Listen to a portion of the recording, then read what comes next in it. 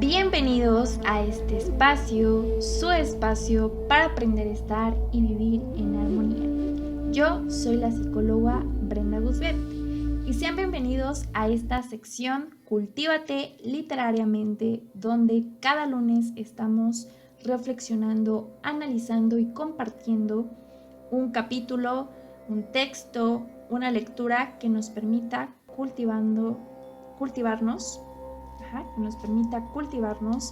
para poder crecer. En esta ocasión estamos viendo el tema de la construcción de la humanidad es una elección posible desde la niñez, de la autora Gabriela Torres Casillas. Entonces, pues este texto en lo personal me pareció bastante interesante porque introduce mucho el tema de lo que es la humanidad, de lo que sucede al momento de guiar, porque así lo menciona la autora, de guiar a un ser humano, a un niño, para poder construirlo como un ser humano que tenga esta humanidad en su interior, que lo vemos desde lo corporal, lo vemos como una preservación de la vida. Por lo tanto, ella muestra en sí cuáles son las situaciones en las que un guía se puede llegar a encontrar. También lo nombra como pasos o tips, o responde a esta palabra de cómo, a esta pregunta de cómo desarrollar la humanidad en los niños. Algunas palabras que pueden servir a una guía y pues una conclusión final. Entonces, este texto es muy completo para aquellos que son pues padres de familia, que son maestros, docentes y que son psicólogos infantiles. Quizá puedan tomarse mucha determinación, darse un momento para poder escuchar lo que tiene que compartir Gabriela. Y bueno, ya saben, aquí vamos a estar analizando, reflexionando y viendo pues qué más se puede aportar. Les puedo platicar también un poco de mi experiencia en lo que llevo de trabajar con niños. Tengo 5 años y medio de maestra de inglés. Empecé yo a trabajar con niños y hoy en día también soy psicóloga infantil. Trabajo también con los pequeños y bueno, hay mucho que discutir. Entonces, primero quise darme la tarea de investigar qué es humanidad, porque la verdad es que yo tenía la duda para poder contestar a esta situación, ¿no? Encontré varias cosas, pero creo que la definición más acertada es la capacidad para sentir afecto, comprensión o solidaridad hacia las demás personas. Y para ello quiero comenzar con una pregunta que ella menciona en el texto, que dice: ¿se nace o se aprende a ser humano? Aquí abro un paréntesis porque yo recuerdo que en las clases de la universidad estábamos hablando del tema de el aborto, porque era un tema que me parecía importante mencionar en algún caso clínico que había, y entonces estaba como esa discusión abierta a si una persona podía llegar a tomar esa elección, porque si se podía considerar pues al producto o al bebé como un ser humano, ¿no? Porque eso es algo que de repente podemos llegar a tener esa como discusión, ¿no? Entonces, más allá de contestar esa pregunta, quiero hablarles de esta situación de: ¿se nace o se hace ser humano? ¿Se llega a construir o ya se nace así? Creo que es una pregunta que quizá me gustaría que ustedes reflexionaran, y les invito a que se cuestionen, a que pregunten y a que se den la oportunidad de compartir. ¿Ustedes qué piensan? Si lo pueden comentar, estaría genial. Me encantaría leerlos pues para empezar a tener este diálogo. Entonces, ella menciona al inicio que cuando una vida humana nace, llega a encontrarse pues de por sí ya en un espacio, en una geografía donde ya todo pues pareciera que ya está, ¿no? Entonces llega a cumplir o a pues complacer ciertos intereses, deseos o anhelos de personas que pues están en espera de poder proveer con ello. Cabe aclarar que esto depende claramente de dónde nazca, dónde se construye este ser humano. Y normalmente se tiene esta idea también de que un padre, una madre, una persona que ya va a construir a un ser humano, ya tiene que tener cierto conocimiento sobre cómo hacerlo. Creo que aquí es muy importante puntualizar en ello porque de repente llegan los padres a consulta, pues porque claramente necesitan de un apoyo, de una guía, y entonces se ven en la necesidad de acudir con una tercera persona, lo cual es completamente válido, que es aceptable y que es algo muy bueno que un padre llegue a aceptar, que quizá necesita de un tipo de orientación, que al final justamente vamos a abrir más ese paréntesis, porque a veces cuesta trabajo reconocer que necesito apoyo, porque a veces en la sociedad a los padres se les tiene con esa idea de que ellos ya tienen que saber qué hacer, que tienen que saber cómo hacerlo, que se tienen que informar, y claro que pues está muy bien, hoy en día hay la tecnología y la información para hacerlo. Sin embargo, algo que he notado y que también he visto que muchas mamás sobre todo comparten en sus redes sociales, cuando comparten pues su vida como pues es, siendo mamás, siendo papás, se ven en esta situación de es demasiada información, ¿no? Porque hay mamás que dicen que se debería de ser así, hay papás que dicen que eso no está bien, hay otros que tienen ciertas experiencias y claramente hablan desde su experiencia, quizá, que también es una forma de conocimiento, pero uno puede llegar a sentir confundido entre tanta información que hay y entonces terminas por, pues, sobreexponerte a mucho, ¿no? Y con eso viene la exigencia incluso, de que tengo que ser así, que tengo que criar así, que tengo que comportarme así, que tengo que hablarles así y demás. Entonces, con esto también entra a una nueva forma de condición que aquí lo menciona como que pues el nuevo miembro de la familia tiene que llegar a un ritmo de vida que ya está preestablecido y que tiene que cumplir con eso ya dado y que no puede pues quizás ser diferente, ¿no? Incluso aquí lo menciona como si el recién llegado dice o hace algo que para el resto del grupo resulta pues obvio, no faltan las miradas incriminatorias, como quien se pregunta quién lo trajo, por qué no le han dicho que aquí está así y tal o cual cosa, quién le va a decir que se calle y aprenda.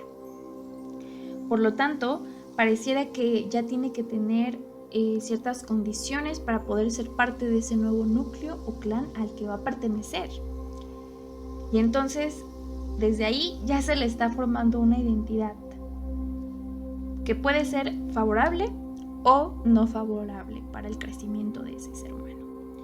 Entonces, pues cuando se forma o informa al recién llegado, pues hay muchas cosas que quizá pues no sepa cómo hacerlas, que le cueste trabajo, quizá vaya diverso, porque la familia, pese a que comparte un ADN, genética, etcétera, pues podemos ver que hay diversidad, ¿no? Y eso es algo muy importante a tomar, que a veces cuesta trabajo incluso en los padres ver, porque cuando se tienen varios hijos llega a compararse claramente, porque se vivieron tales cosas con el primer hijo y con el otro no. Recuerdo que había un paciente que venía pues porque su mamá estaba preocupada porque tenía ciertos comportamientos con su hermano menor, porque él decía que le ponían más atención a él, se mostraba inquieto, sobre todo pues tenía como esta necesidad de ser visto y de que le prestaran atención.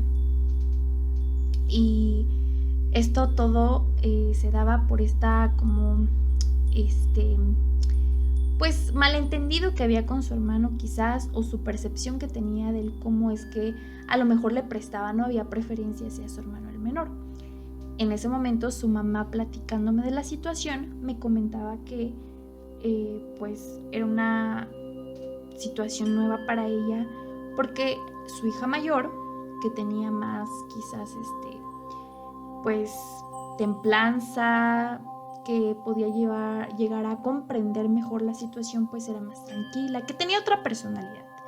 Pero pues hay que tomar en cuenta en conciencia, y los padres es un primer punto a tomar, es que todos los hijos son diferentes y que cada uno tiene algo diferente en su forma de ser, y que hay que aceptarlos como son y orientarlos. Entonces, pues con esta parte pareciera que surge un problema en la familia, ¿no? Entonces se le busca una guía para que lo oriente y que le diga cómo es que se tienen que hacer las cosas. Por lo tanto, como mencionaba, ahí puede depender mucho el cómo el niño empiece a reconocerse a sí mismo, porque puede decir, es que pues yo no soy bueno en esto, ¿no? Quizá desde ahí, miren, y puede ser algo tan simple como, es que mis papás son muy buenos en las matemáticas y entonces me orientan y demás, pero yo no lo soy. A mí me cuesta trabajo, a mí me gustan más las artes y las humanidades, por decir algo. Y entonces desde ahí el niño, el aprendiz, el pupilo, menciona que dice, soy de los que no entiende bien qué debo hacer. Y desde ahí ya tiene una percepción de sí mismo que claramente le puede causar conflictos emocionales, de autoestima, de autopercepción y de autoconocimiento, simplemente por no cumplir con un estándar. Entonces, pues esto va dirigido, como les mencionaba, a aquellas personas que son las que se ven involucradas en el crecimiento, en la educación de los pequeños, porque pues el niño siempre va a estar acompañado, ¿no? Y a fin de cuentas es ver de qué forma yo puedo acompañar al pequeño, ya sea desde pues la educación en casa, desde la educación en la escuela, incluso siendo pues tutor, tutora, etc. Por lo tanto, aquí viene un apartado que dice, la vida en el cuerpo fluye, el cuerpo se construye. Y entonces aquí va más como hacia el tema del cómo se construye un ser humano con la vida que tiene y cómo se involucra el cuerpo dentro de esto. Recordemos, para aquellos que quizás son nuevos, nosotros trabajamos siendo psicólogos corporales con el cuerpo. Además de conducta, emociones y mente, involucramos mucho el tema del cuerpo dentro de la forma en la que se construye, en la forma en la que convive y en la forma en la que es un ser humano.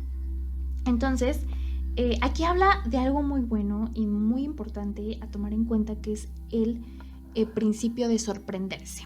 Recuerden que yo ya les he hablado de mucho de esto, porque tengo un podcast donde hablo sobre la pedagogía de lo corporal, y quizá en su momento le dé cabida a estos 3 principios que Norma Delia Durán Amaviscal, que es la autora de esta pedagogía de lo corporal, le da como forma a entender cómo es que un ser humano puede llegar a discernir ciertos conocimientos en su vida a través de estos 3 principios.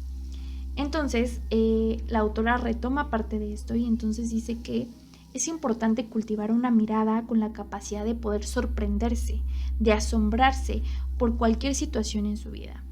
Y entonces eso es algo que quiero poner énfasis, ya que los adultos a veces nos olvidamos de sorprendernos todos los días por cualquier situación. El sorprendernos por la más mínima cosa, por a lo mejor ver que hay una vida, por el amanecer, por el cielo, por los árboles, por los animales, por cosas quizá pues que son parte de la vida, de nuestro día a día, y que se encuentran en nuestro alrededor. ¿Por qué? Porque vivimos en la indiferencia, que pues vaya, no es por buscar culpables, pero nos arrastra la cotidianidad, la artificialidad, la industrialidad del saber que uno todos los días tiene que hacer exactamente lo mismo y que es parte de la rutina, pero se nos quita o se nos arrebata esa forma de ver y percibir lo que está pasando en nuestro alrededor. Entonces quiero invitarlos a hacer esta tarea de ver qué es lo que les sorprendió el día de hoy, ¿no? Quizá el aprender algo nuevo, el ver que si tienen hijos, bueno, atribuyéndolo esto a los hijos, pues quizá aprendió una nueva palabra, aprendió algo nuevo, les dijo algo divertido, y además el agregar a esto que los niños tienen esta capacidad de sorprenderse de forma activa todo el tiempo. Y esto es algo que veo día con día cuando pues atiendo a los pacientes, pero también he visto que los adultos cesan esa capacidad en los niños. ¿Por qué? Dos situaciones. La primera es que dense la tarea de pensar cuando ustedes eran niños y donde hoy en día ya son adolescentes, adultos, etcétera. Cuando ustedes eran niños, ¿cuántas veces llegaron a asombrarse por algo? Llegaron a ensombrecer, así de verdad, o sea, a llegar a decir, wow, o sea, ¿cómo es que esto es posible? Yo les voy a dar un ejemplo muy personal, que es algo bastante sencillo y simple y que pues he llegado a compartir con otras personas, que era el hecho de ver a la luna y decir, es que ¿por qué me sigue? ¿Por qué me sigue la luna? No entiendo, pero eso era algo que me asombraba todo el tiempo que iba en el auto. Y entonces salíamos en la noche, mi familia y yo, y entonces yo veía la luna y decía, qué increíble está, se ve muy bonita, pero además estoy sintiendo que me sigue. ¿Por qué me sigue? No entiendo. Y eso era algo que me gustaba mucho. Con el tiempo después fue algo que empecé a cultivar, el hecho de ver el cielo. Yo sé que hay gente que dice que es muy burdo el tomarle fotos al cielo como si no lo pudiéramos ver todos, pero en mi caso yo empecé a tomarle fotos al cielo porque es algo que me asombra todo el tiempo. Por completo, el poder ir caminando en el puente, a lo mejor yo tenía que siempre cruzar un puente para ir a trabajar, y entonces quedarme un momento y tomarle una foto al cielo me encantaba porque me sorprendía que algo muy importante y que quizá a veces uno se olvida de ello es que el cielo nunca es el mismo, siempre cambia, siempre hay algo diferente, pese a que ya sabemos que el cielo o va a ser azul, o va a tener nubes, o a lo mejor va a tener un atardecer con ciertos colores. Ningún amanecer, ningún atardecer es el mismo. Por lo tanto, todos los días nos podemos asombrar con ello y podemos hacernos esa práctica en la cotidianidad de poder ver qué situaciones en nuestra vida van cambiando. Incluso, bueno, si no salen mucho, también el hecho a lo mejor de ver si tienen una planta, si ya creció, si hay algo nuevo, si nació una flor. Eso es algo que me ayuda muchísimo, que me encanta de tener plantas, es que todos los días descubro algo nuevo, que ya le sale una flor, que a lo mejor ya brotó algo en la tierra a pesar de que no es de ese tipo de planta, que incluso pues ya creció diferente y demás. Entonces eso es algo muy bonito que uno puede cultivar para poder no quitarse esta capacidad de asombro que es parte de la vida y que además los niños tienen, pero a veces los adultos llegan a cesar eso en ellos, como a parar o a limitar. ¿Por qué? Porque pues uno lo ve como algo tan cotidiano. De repente yo recuerdo en la combi que veía a un niño diciendo, mira mamá, un tren o un avión, o es que mira eso, y entonces la mamá o papá agotado diciendo, sí, hijo, está bien, sí, hija, ajá, está padre y todo eso, pues obviamente el niño dice, quizá no es tan importante, ¿no? Y lo dejo de hacer y dejo de compartir esa alegría porque para mí es un descubrimiento extraordinario y eso es algo muy bonito que como adultos podemos aprenderles a los niños.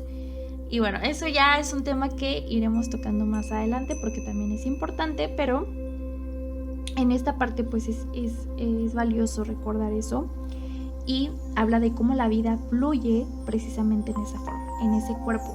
Y encontraremos que hay un principio de elección que podemos hacer para construirnos un cuerpo.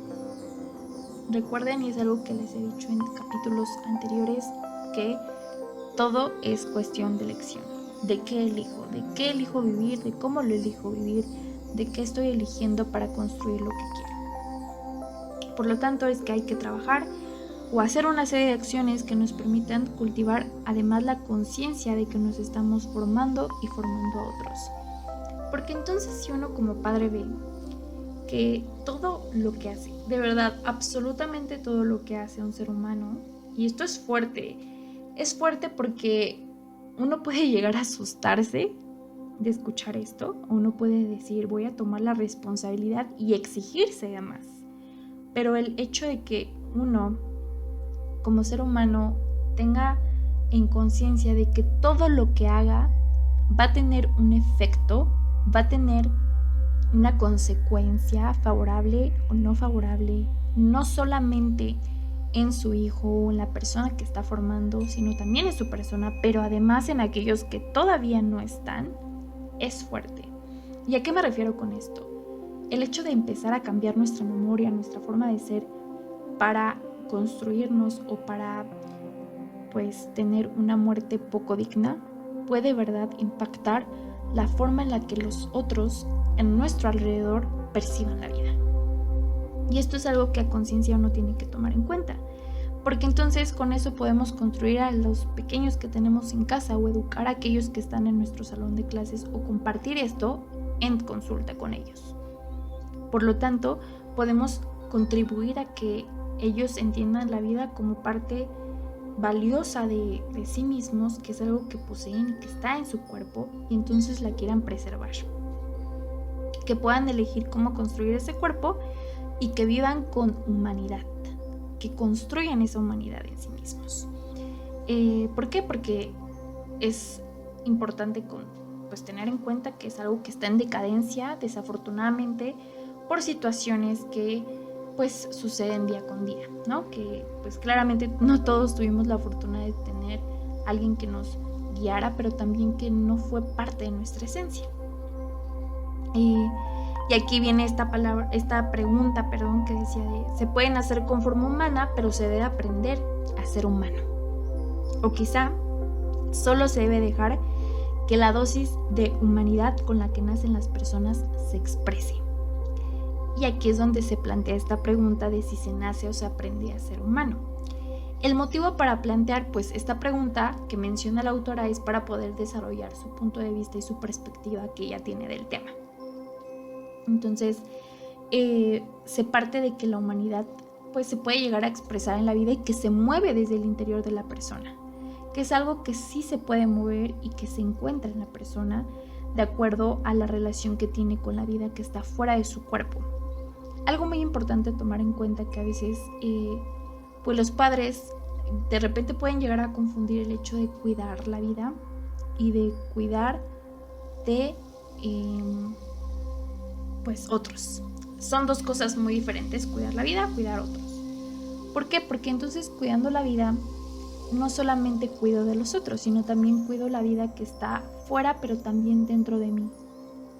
El relacionar a veces el ser padre con sacrificio puede ser algo confuso, porque entonces los hijos entienden que así tiene que ser, que entonces uno se tiene que sacrificar para otros, como si fuera algo como doloso, que uno tuviera que sufrir, que tuviera que tomar decisiones complicadas y entonces olvidarse y abandonarse. Y hay veces donde los padres, por ese sacrificio que llegan a hacer, como seres humanos se olvidan de que también son seres individuales y que su misión en la vida va más allá de ser papás. Y a lo mejor no tienen que hacer algo importante en su vida, ¿no? Y vamos a retomar el tema del episodio pasado de Cultívate Literariamente con las 5 principios para relacionarnos, en donde les mencionaba que el dejar algo no implicaba sacrificarse, ¿no? No implica esa situación de sí te voy a entregar, pero te voy a entregar todo de mí. No tiene que ser así tampoco, no se tiene que vivir de esa forma, porque ahí ya me estoy descuidando y me estoy entregando, pero ¿a qué costo? No debería de ser así. Y como guías, educadores, prestadores de un servicio y padres de familia, no se tiene que vivir de esa forma porque no es la manera adecuada de hacerlo. Entonces, bueno, es importante tomar esa diferencia. Y entonces ella menciona que la humanidad se puede expresar y la forma de expresar esta humanidad se traduce en acciones, en un ser activo acompañado de valores y principios como el respeto, la inclusión, la tolerancia, estar en comunidad y comunicación, entre otros. La pregunta que contesta es ¿cómo se enseña a ser humano? Primero, precisamente esto que les mencionaba de cuidar de la vida. ¿Por qué? Porque desafortunadamente, y aquí voy a mencionar el tema de los libros de texto que pues salieron recientemente, pues hay padres que no están de acuerdo con ese tipo de educación, que no les parece la adecuada, que a lo mejor tienen una forma de ver y tienen su perspectiva, y eso es algo que pues es completamente válido. Sin embargo, algo que ningún sistema educativo ha logrado compartir, por lo menos aquí en México, es que se enseña o se educa solamente para conocer, diseñar, construir, dominar y más. Y que las personas que pasan por el salón de clases vivan en las mejores condiciones a partir del uso y el conocimiento de los recursos que suponen pues están a su servicio. Y entonces sí se llega a pues agregar temas como del cómo cuidar el medio ambiente. Recuerdo que había la materia de ciencias naturales, había una del medio ambiente, algo así. Entonces, se cree que con ello se van a preservar los recursos para pues seguir empleando para las nuevas generaciones, ¿no? Y es algo que se tiene a discusión, que dicen, bueno, ¿y qué les vamos a dejar a nuestros hijos o a las futuras generaciones cuando uno muera, etcétera, ¿no? Está esa preocupación. Sin embargo, solamente se recurre al conocimiento como algo que va desde la teoría o algo empírico, y no hay un conocimiento, una sabiduría que se dé desde el cuerpo, porque el cuerpo tiene mucho que mostrarnos y enseñarnos, pero nos olvidamos de eso. Entonces, se señala a los hijos, a los niños, el camino que pues se tiene que recorrer para que simplemente puedan alcanzar sus deseos, sus expectativas o la idea de lo que se debe y quiere de la vida. Esto pues parafraseando a la autora. El contexto ambiente en el que se educa es otro factor, porque pues claramente depende de las condiciones en las que se encuentra el niño, pues para saber cómo puede llegar a desarrollarse y que aparte pueda adquirir y aprender esos conocimientos brindados, que tenga esas habilidades y pues que sea capaz de ser una persona funcional para vivir en esta sociedad. Entonces, pues que hay personas de ambos lados, ¿no? Personas que son muy humanas, y también uno puede llegar a encontrar esta categoría de que hay personas pues salvajes en el medio, ¿no? Y con esto pues uno puede llegar a crecer y desarrollarse en un ambiente violento y hostil, que uno puede decir, bueno, es que eso puede ser que sea un determinante para que el niño pues sea de igual manera, ¿no? Y crezca sin humanidad. Claramente uno ahí encuentra pues ¿por qué es que llegó a ser como es? Pues obviamente era por el ambiente en el que creció, ¿no? Pues porque no se tienen las condiciones pues idóneas para que el niño o el infante pueda desarrollar su humanidad. Sin embargo, y esto es algo muy importante que me voló la cabeza y entonces se los quiero compartir porque es así, no hay patrones. No es a veces una cuestión de patrón y de condiciones, y entonces hay algo que pues uno dice es que son excepciones, ¿no? Dirían. Porque entonces hay algo que se conoce como la elección, el libre albedrío, que no pueden dejarse a la suerte de lo que el destino quiere que viva una persona, ¿no? Eso de a veces que tenemos es que así lo quería el destino. Puede que esto pues nos muestre otras formas de ver y percibir a estos niños, porque se tiene la capacidad de elegir de cada persona, y cada uno incluso puede llegar a desarrollar una forma de poder escapar de ciertos obstáculos que impidan pues preservar su vida. es ejercer la capacidad de poder elegir, porque claramente puede ser algo complejo, porque uno puede decir, es que no tenía las herramientas, ¿no? Y siendo un niño tan pequeño no contaba con las herramientas adecuadas para poder salir de una situación peligrosa, y entonces se cree que nace pues así, pero también uno tiene que tomar en cuenta que sí pueden haber ocasiones y sí hay situaciones en donde el niño elige de acuerdo a lo que pues se le fue brindado, a lo que pues se le puso en la mesa, y entonces él eligió a partir de ello. Alguien me dice cómo elegir. No hay una libertad como tal, porque es algo ya impuesto, algo que ya me dijeron, y no solamente los padres, ¿no? Son personas cercanas a mí que me dijeron que así tendría que ser y que considera el humano pues para vivir. Entonces, niños que eligen. Esta autora hace un apartado que va ligado a este tema de la elección, porque entonces se da cuenta que la elección a veces no viene solamente del tema de la cognición, de la mente, sino viene también a través del cuerpo, de esa inteligencia corporal. Y en su momento quizá podamos abrir apertura a este tema, que también es muy interesante y muy importante, que es una inteligencia que no se ve, que no se habla de ella, que incluso no sabemos cómo funciona y que no llegamos a reconocerla porque ponemos a la razón sobre la intuición, cuando no debería de ser así, ¿no? A veces se le da más lugar a una que a la otra, a veces se le aparta, a veces se le magnifica la razón, y entonces se le da un lugar como, no, es que hay que ser lógicos, razonables, etcétera, cuando quizá eso no lo sea todo. ¿Por qué? Porque esta intuición, esta inteligencia corporal permite mantener la vida. Y eso es algo que, porque un niño puede llegar a tener más abierta esta intuición, puede llegar a elegir otro tipo de cosas.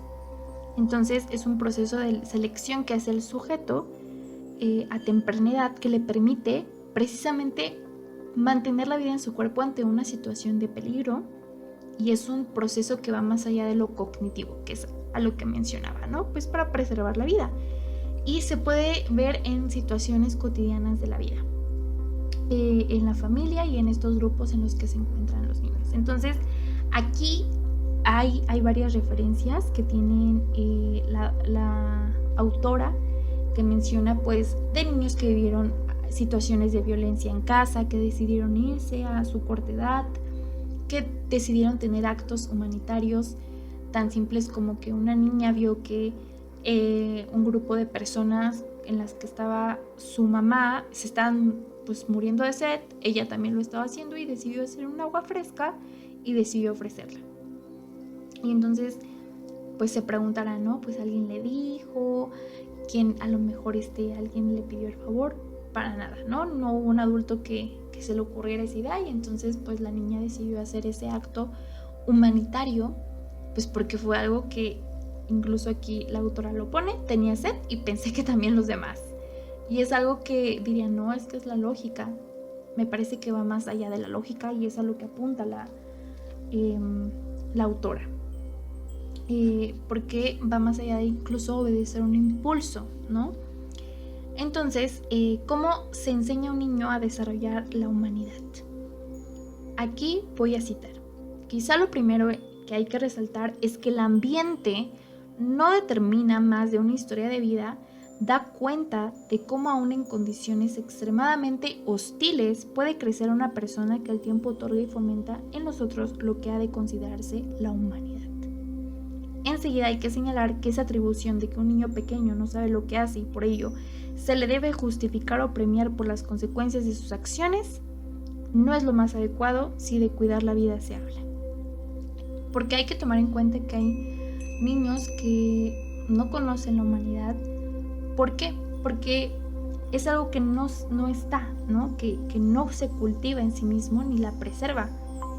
Sin embargo, no tiene por qué ser una determinante el espacio en el que se encuentra, ¿vale?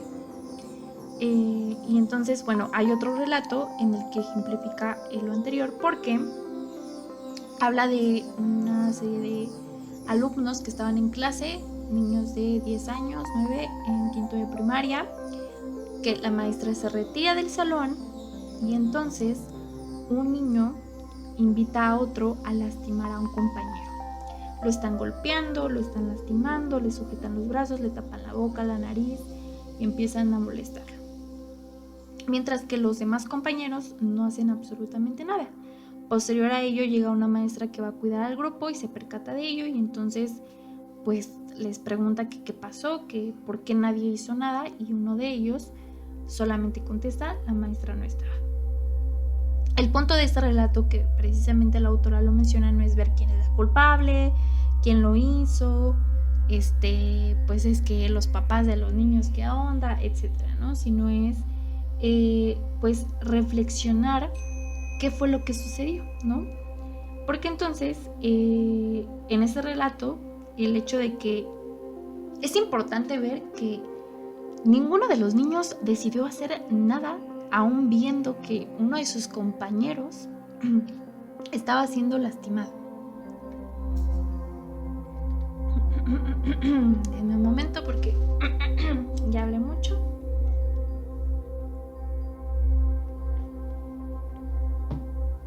Ok. Entonces, esto es algo pues indignante de ver. El hecho de que nadie hizo nada para defender la vida de este compañero y que pues sí, uno puede ver que a lo mejor los niños pues no fueron pues amonestados, que los papás no lo creían porque para ellos tenían una buena educación y son niños que al parecer pues eran destacados en el tema académico. Aquí es donde la autora invita a reflexionar que se piensan que hay ciertas características del humano que se resaltan como el tema de la inteligencia, ¿no? Es que no puede ser posible si ellos son muy inteligentes, ¿no? Sin embargo, en fenómenos de problemáticas sociales como la violencia que en este relato pues aconteció, es difícil esclarecer que de la inteligencia humana se puede ver en ello. Por lo tanto, ¿cómo se puede desarrollar la humanidad en los niños? Y cómo se puede fomentar la humanidad en nosotros, cómo la fomento incluso en mí. Se pueden poner a reflexionar cómo es que ustedes ven su humanidad y cómo es que la comparten con nosotros. Es importante, padres de familia, psicólogos, educadores, que uno se dé a la tarea primero pues de ver cómo está uno, porque claramente va a ser muy difícil el poder orientar a alguien si no lo sé y no lo he visto en mí. Es complicado, ¿no? No es imposible, pero es más complejo de poder obtener este tipo de pues enseñanzas o aprendizajes. Por lo tanto, ella enlista acá una serie de propuestas que uno puede realizar. La primera es emular las cualidades de la vida. Por lo tanto, dejar a un niño ser lo que es, el que interactúe, explore, que se asombre, que tenga y desarrolle estas capacidades, porque pues pueden ir hacia la vida. Cultivar su mirada sería sacarlo a diferentes escenarios, que se evite la sobreestimulación visual, pero también que pues pueda conocer otro tipo de espacios. Algo muy recomendable en los niños pues es que vayan a espacios abiertos, al parque, al bosque, que se trate de buscar esta parte de que vea otras cosas, ¿no? Que vea los colores, que se dé cuenta de ciertas características que hay en la naturaleza, que hay diferentes tipos de árboles, porque a veces pues uno se cierra, ¿no? En su mundo y es muy pequeño y entonces pues se olvida de que hay otro tipo de cosas que mirar. Cultivar sus oídos también va mucho de la mano con el tema de los sentidos, que a los niños pues se les tiene que invitar a que los utilicen, ¿no? Que lo que se escucha regularmente, pues todo eso que se escucha se transforma en pensamiento y posteriormente en una acción. ¿Cómo se oye la vida? ¿Qué es lo que oye mi hijo, mis alumnos y demás? Recuerdo que hubo un video muy viral de ciertos alumnos que le pedían a la maestra que pusieran a un cantante que no era adecuado para su edad, porque muchas veces como papás compartimos ese tipo de música con los pequeños, ¿no? O las maestras pues llegan a verlo como incluso algo gracioso, algunas, pero esto es algo que pues sí es importante detenerse a ver qué es lo que escucha mi hijo, y no solamente en el tema de la música, ojo aquí, qué escucha en casa, qué escucha el cómo es que expresamos las emociones, qué escucha el cómo yo me hablo a mí misma, qué escucha que yo le digo, y en su ambiente, ¿no? Cultivar su diálogo. Muchos niños son estimulados a hablar a temprana edad porque pues llegan a repetir, imitar, lo que conlleva pues a veces a la pérdida de su ser, ¿no? A lo que quizás su expresión, su opinión personal que tienen de ciertas cosas. Y esto es muy importante y quiero detenerme aquí a este punto porque llegué a tener pacientes, niños, que eran los únicos niños pequeños en casa, ¿no? Porque ya todos eran adultos, vivían a lo mejor que con su mamá y los abuelos y la hermana de la mamá y todos ya siendo adultos. Muchas veces se les da un lugar que no les corresponde en la familia. Esto puede llegar a afectar la percepción que tiene el niño de sí mismo, porque a veces crecen siendo adultos chiquitos. Y esto a veces se ve como, no, es que él ya es un adulto chiquito. Y esto, créanme que no es algo como, pues de aplaudir, ¿no? Porque es un niño. O sea, tiene que tener características de un niño. No tiene que ser un adulto chiquito. Eso es por un lado. Por otro, pueden llegar a ser callados, pueden llegar a ser limitados en el aspecto de expresar lo que sienten, lo que piensan, porque es que tú estás chiquito, no sabes. Y entonces se les desvaloriza simplemente por la edad que tienen. Se les deja de ver como un ser humano y se determina como un infante que carece de conocimiento. Entonces se considera poco serio para eso que necesita saber o decir de la vida. Quizás se piense que pues no es mucho lo que se menciona, pero se invita a tener estas formas y estrategias de ver la forma en la que uno puede construir la humanidad en un niño. Y por lo tanto agrega unas palabras para el guía, ¿no? A la persona a la que acompaña o pues guía al niño para participar con él, ¿no? Coparticipar con él, y que se estimule esta capacidad del niño de elegir por y para la vida, para poder, a fin de cuentas, desarrollar su humanidad, así sin más. Ya sea el padre, la madre, la familia, el docente, el psicólogo, entre otros. Lo primero es observar. Y esto es bastante importante de ver porque muchas veces los niños solamente necesitan ser observados, que los miremos, que de verdad nos detengamos a mirar cómo es el niño, ya que pareciera que a veces es un problema el poder guiarlos, porque uno se detiene a ver si realmente pues solamente se le tiene que decir lo que tiene que hacer y hasta ahí. Entonces se tiene que recordar que es una persona diferente y única en sí, que por más que a veces queramos que aprendan muy rápido, no va a ser así, y que uno tiene que detener a ver al niño y ver qué es lo que necesita realmente.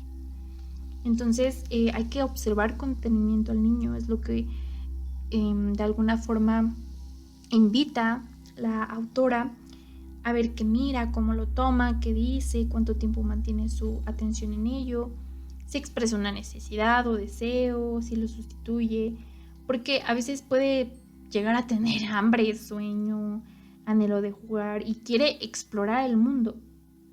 Entonces, quiere alcanzar ese cometido el niño, y siempre que uno esté con un niño, con su hijo, etcétera, se puede dar uno el tiempo de observar, porque a través de eso podemos conocer mejor al pequeño. Pues para apoyarle y con su mirada del mundo puede que sea más clara y puede ayudar a otros a aclarar su mente, ¿no? A saber qué es lo que necesita. Por otro lado, el segundo punto es la persistencia. El tiempo como lo percibe un niño es muy distinto a la forma en la que un adulto lo percibe.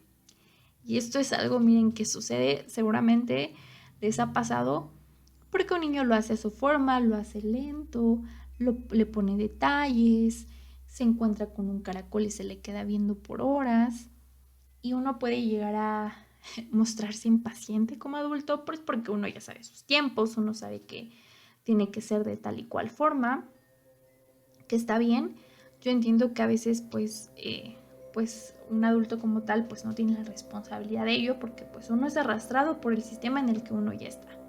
Sin embargo, no enfatiza en eso la autora, sino se refiere a que la percepción que van a tener del tiempo claramente va a ser desigual, pero hay que ser persistente en la manera de mantenerse firme y constante en la posición de guía.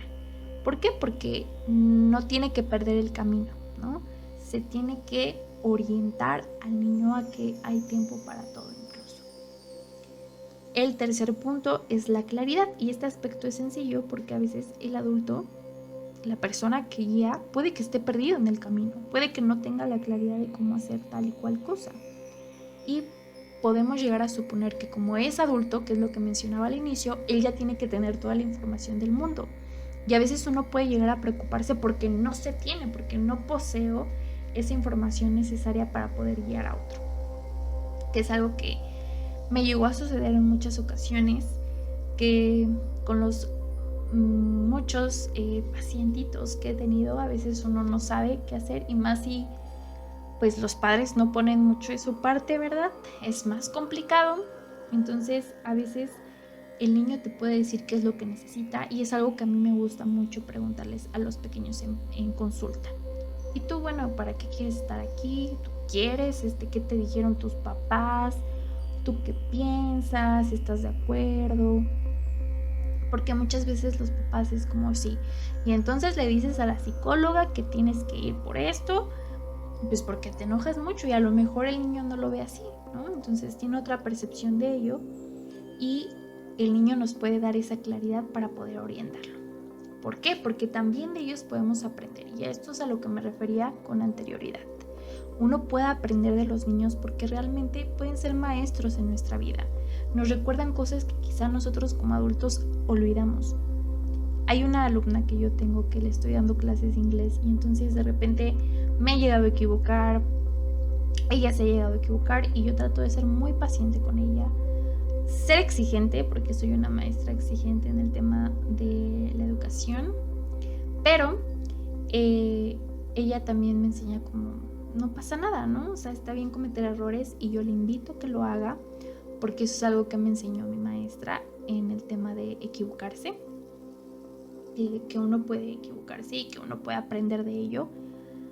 Pero es algo muy bonito que ella me recuerda, y que entonces a mí me permite darle ese tipo de enseñanza también, y entonces lo alimentamos, ¿no? ¿Por qué? Pues no sé cómo sea en su casa en cuanto a ese aspecto, pero es algo que ella me recuerda, y que entonces es como, claro que sí, no pasa nada. Entonces lo volvemos a hacer y lo repetimos y lo volvemos a repetir hasta que veamos que ya lo tenemos más, y si se vuelve a equivocar lo volvemos a hacer hasta que el conocimiento se adapte y entonces lo logremos.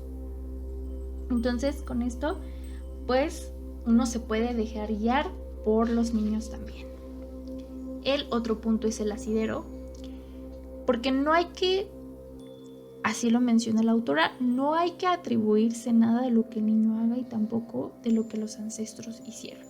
Reconozca a cada miembro del grupo familiar, sus acciones y las implicaciones de ello. Agradezca las enseñanzas recibidas por ser un punto de apoyo o de partida que lo guió a su camino, y continúe. La responsabilidad de vivir ahora está en cada uno de sus pasos. Y aquí abro paréntesis con el tema de la culpa. Los papás atribuyen mucho el tema de la culpa, de por qué no hicieron esto, y es que no pudieron hacer esto y el otro. Y entonces hay una doctora que se dedica allá en el Instituto a trabajar con niños, que es la doctora Mariana, y entonces ella menciona que la culpa es algo que no se tiene que alimentar en los padres porque se pueden equivocar, porque hay muchas cosas que tampoco dependen de ellos y que es parte del camino de la crianza. La culpa incluso puede ser algo que huelan los niños, que digan, se siente culpable, ¿no? Entonces ya sé que yo también me siento culpable, o que entonces yo utilice eso para poder reclamarte y reprocharte, y entonces yo crezco la ingratitud, porque también los niños pueden llegar a ser ingratos, y eso es algo que se tiene que mostrar desde otra perspectiva. No hay culpas aquí, uno está aprendiendo constantemente y eso es algo que uno puede aprender de ellos. Cuide la vida del otro. Y entonces aquí hace esta frase: esto es una solicitud, petición, favor o como lo quieran llamar, solo por favor hágalo. Cuidar la vida del otro, ya hablamos de ese punto. Y entonces aquí menciono un ejemplo muy claro de lo que pasa con un papá, y eso es algo que me llegó a suceder con una familia. Un papá llegó con una situación de que pues quería que su hija tomara terapia, que estaba muy preocupado porque era una niña muy pequeña, creo que tenía 3, 4 años de edad, y entonces tenía esta situación en donde ella era muy berrinchuda, pero muchísimo, de acuerdo a lo que el papá mencionaba, ¿no? Y contaba un poquito la historia de los antecedentes que tenían, pues que los dos estaban separados, que él pues la veía cada fin de semana o de vez en cuando, y que él tenía esta necesidad de cumplir con todo lo que la niña quería, la quería complacer. Lo que sucedía pues es que la mamá no estaba de acuerdo, pero además la mamá se enojaba bastante, tenía otra forma de crianza muy diferente a la que tenía el papá, y entonces pues ahí había un conflicto, ¿no? En cuanto a ponerse de acuerdo. Por lo tanto, pues ahí falló algo.